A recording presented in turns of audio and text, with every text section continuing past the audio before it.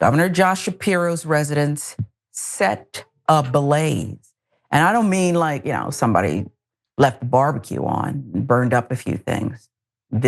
How did this person even get this close? What went down here? Well, look at the report here from CBS Evening News for some context. Pennsylvania Governor Josh Shapiro and his family are safe. Emergency crews evacuated them from the official governor's residence overnight when police say someone set it on fire. CBS's Chanel Call reports from the state's capital of Harrisburg. Eureka State Police are calling this an act of aggravated arson. The governor's residence, 2035 North Front Street, burning a large fire in the dining room on the first floor. They can see fire out the windows. Police say at around 2 o'clock on Sunday morning, 38-year-old Cody Balmer of Harrisburg, Pennsylvania, hopped this fence and broke into the governor's mansion, then setting a fire while security was searching for him. Police say he was methodical in his approach and was only inside for minutes. Most of the damage you'll see is along the building's south side, an area primarily used for entertaining crowds. The governor and his family, they were sleeping in a different part of the building when this happened. It is not okay. So Governor Shapiro there, they just caught a little bit tail end of that CBS report, emotional, furious, Passover, celebrating there with another family. Let's give you more. According to CNN, Pennsylvania authorities have now arrested a Harrisburg man they say broke into Governor Josh Shapiro's residence early Sunday, started that fire while Shapiro and his family were sleeping. Shapiro, his wife Lori, 4 children, 2 dogs, another family, forced to evacuate the state-owned Harrisburg residence, which, you could see it, significantly damaged by the fire.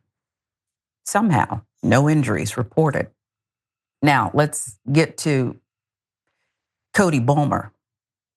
Turned himself into police and was being held on charges of attempted murder, aggravated arson, terrorism, other charges in connection with the fire, which occurred hours after Shapiro and his family hosted that Passover dinner, authorities said. Balmer said he was angry with the governor and wanted to do more. Said he would have beaten him with a hammer if confronted. That's according to an affidavit filed by state police early in the morning. Balmer hopped that fence, as the report indicated, surrounding the residence, broke 2 windows with a hammer, climbed in through one to get into the home where he deployed homemade incendiary devices to start the fire. Again, according to the affidavit, Balmer was inside the governor's residence for less than a minute, actively evaded troopers who were searching for him at the same time. Pennsylvania State Police Lieutenant Colonel George Bivens said. Now, after starting that fire, Balmer kicked the dining room door down and fled the scene, according to the affidavit. Shapiro and his family woke up around 2 a.m. Sunday to loud bangs on the door from one of the state troopers assigned to their detail, alerting them to the flames. Shapiro told reporters about the ordeal. Harrisburg Bureau of Fire responded around 2 a.m. and extinguished the flames, according to state police. There's more. After Balmer fled the scene, a woman who identified herself as his ex-partner called police to say he had confessed he started the fire, according to the affidavit. Balmer then turned himself into police headquarters, authorities said. Balmer told police he removed gasoline from a lawnmower, poured it into beer bottles to make Molotov cocktails, which he threw into the governor's home, according to the affidavit. Balmer admitted to harboring hatred toward Shapiro and said if Shapiro had found him inside his home, he would have beaten the governor with his hammer, affidavit said. Talking to police, Balmer said he knew it was possible Shapiro and others were home at the time of his acts, according to the document. Now, Balmer's arrest comes days before he's expected in court for a plea hearing in a separate case stemming from a 2023 simple assault charge. That's according to state court records. CNN reached out to the attorney representing Balmer in that case. In another case, Balmer pleaded guilty in 2016 to forgery, theft by deception charges, court documents show. Balmer could also face federal charges, the district attorney said. The FBI's Philadelphia field office is also assisting state police in the investigation, the agency told CNN in an email. Here is the response from Governor Shapiro. Post-attack presser An emotional Shapiro addressed the threat against his family on a significant faith celebration. If he was trying to terrorize our family, our friends, the Jewish community, hear me on this. We celebrated our faith last night proudly. And in a few hours, we will celebrate our second Seder Passover, Shapiro said. Balmer's mother now telling CBS her son is mentally ill and had gone off his medication. She said she contacted 4 police departments for help before the incident, but couldn't get anybody to help. So that is the final statement of this segment, this information that we're giving folks. And I think it's the most important, perhaps. Okay. First, as we're going through it, Maz, I'm thinking, how do you get so close? And then the Molotov, okay, he was only there for a minute. How do you escape? Okay, he turned himself in. It wasn't like they hunted him down. So I kind of wanted to know that. Okay, governor's okay. Is this a terrorist attack? Is it related to, some kind of a religious persecution or something? The mother says he has a history of this mental illness, didn't take his medication. She tried desperately to get some intervention, but couldn't do it. There's some things I'm thinking, but I'm not sure if it's even appropriate at this point. Where are you landing as the story's unfolding? Well, clearly he has mental health issues, and that's a big problem we have, which is we're currently cutting programs that could help people with mental health issues, with other issues, all to be able to say that, look at how much money we saved, and now let's extend the tax breaks so the rich don't have to pay as much taxes as even less, and they continue to get tax breaks. So I just want to say this to any rich person watching this right now. Just because you get a tax break doesn't mean you're safe. It doesn't mean that your streets will be safe. When you're driving around and going, oh my God, what's going on with all these unhoused people? Or you're saying, what's going on with issues like this, where people with mental health issues are attacking innocent people, just realize that you're cutting the programs that could possibly be helping stop these types of things. We need to put more funds into mental health problems. For example, like the mother said, I called the police. There should have been a line. The first time the police were called, there should have been a line of someone who's a mental health specialist, go out and do a wellness check, find out what's going on. Let's help this person so this person does not get to this point. It's heartbreaking for everybody involved. I'm sure the mother is heartbroken. This guy doesn't seem to know really anything from, what's from what. He also had things I read in the article where he was threatening Joe Biden before. And so we have a situation where we have mental health problems. We're cutting funding for these types of things, and we're expecting good answers.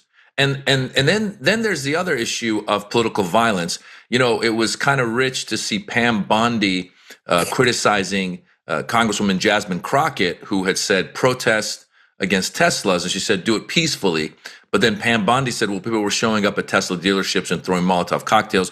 Therefore, she was saying that Jasmine Crockett's words had repercussions, and you gotta lower the temperature.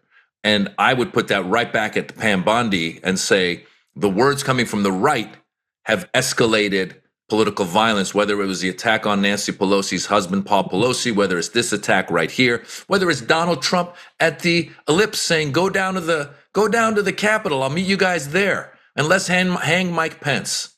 Yeah. So these people get away with this hypocrisy of clutching their pearls and saying, don't criticize Elon Musk. Meanwhile, their words get to somebody like this who's unstable, and then this person takes this action.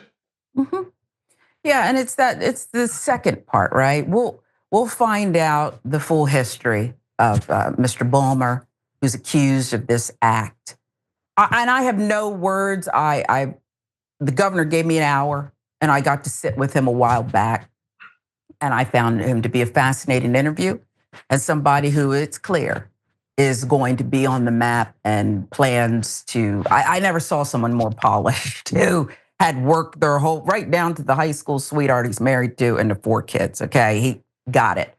But And I'm not making any state. Listen, if your home is attacked, whether you're the governor or not, your kids are there, the dog, the family, horrible. But I just hate this thing where the media tends to do, and the politicians as well. And again, I'm not just talking about Shapiro, where they jump out to, oh yeah, you see what this is politics. And this, it's the first part that you said, it appears to be shaping up that way. I don't know why his mother would say such things if it's not true. And I'm sure they can document whether she called authorities for different agencies. So let's stop this Jasmine Crockett, like you mentioned and related, that nonsense here. You want to keep us divided. Now, I agree with you. When I heard about the plan with the hammer that he purportedly said, it's in the affidavit, that he planned to beat Shapiro with it, I thought about Nancy Pelosi's husband. And surely when these things are made fun of and joked about and they make the rounds, sure, somebody who is having some issues mentally and pick up on it and say, that's the mode I'm thinking of. But I just, why can't we just, isn't real life bad enough? Can't we just stick with, I mean, damn. I really just want to stick with, I never want people to lie to me. Don't pretend to be my friend. Don't pretend that you're in love with me. If you're my child, don't pretend you're feeling good if you want to talk to me about something. I love the truth. And I think I understand we're not going to get there for some time. We're so far removed, but I'll give you the last word. I just think the way this went from 0 to 60 with the media saying dumb things like, now, we don't know anything about a motive yet, but let's talk about this political violence and how this is. We don't know. That's not, come on, man. Come on. Well, I would say there's no one answer to it, right? I think in general, unfortunately, we're this era now where social media online, people just go at each other, forgetting that the truth is we all, end of the day, want the same thing. We want, peace and some sort of security and our family to be happy. And we all want the same thing. So it would be a beautiful world if we could just disagree on some policies and go, all right, we'll compromise this way or we'll compromise that way. But it's gotten very, very hot. And don't work like that. I need a demon. But I'll go back also to the first thing I said, which is we need more programs. We need to prioritize things. Yes. Our defense budget is trillions and trillions of whatever it is, a lot of money. And meanwhile, our schools, they're cutting the Department of Education. They want to cut mental health assistance.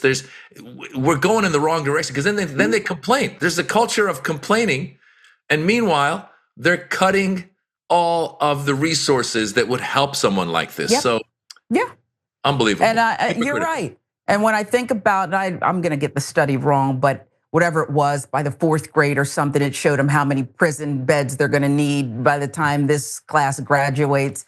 There's a direct correlation, and we're not even talking about, then there's mental health issues. And guess what? That people can suffer from mental health. It's not their fault. It's not their fault. Do we want to coexist with people or not?